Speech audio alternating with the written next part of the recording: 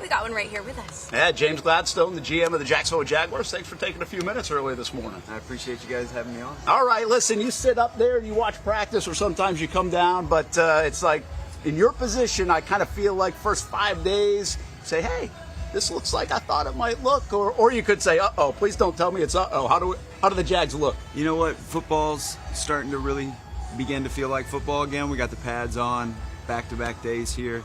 Get an idea of, which position groups, which players are really built for this environment and thrive in this sort of setting. And that's cool to see come to life, right? Our players are starting to build the identity of who this team's going to be day by day. And I think that'll begin to show itself with more clarity here as we inch deeper into training camp. But I think at this point it's been great to see a day like yesterday when to date, it's been such a mental demand, right? That's been the focus. And then you get into the physical portion with the pads popping, and you don't see a fall off.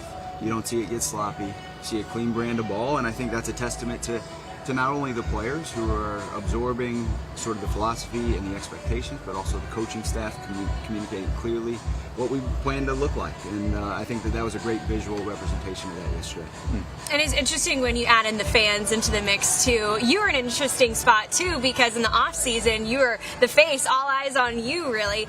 What's it been like to be a part of Duval? Have fans been coming up to you? Has it been a warm welcome? What's it been like? You know what, first and foremost, there's nothing quite like the roar of Duval in the stands to get everything going each morning.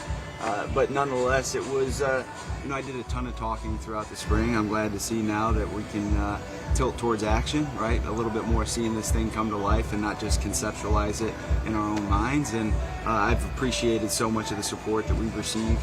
It's felt like a quick transition to becoming a home.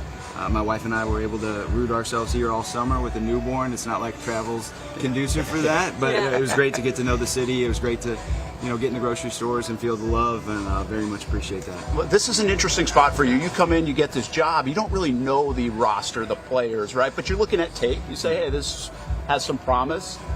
Now that you see these guys and you've spent some time around them, is there somebody that stands out that you saw on film when you were in the job process that you're like, I was right about that guy? You know what? That's a great question. I do think that you have to live with people, so to speak, before you ever can really assess the true potential, true path for success.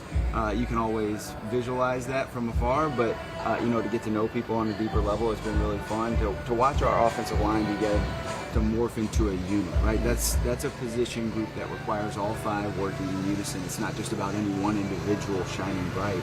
I think that has been a cool transition over the course of this offseason to really see that begin to show some successful results here early in the down. Chandler, the football has been a topic.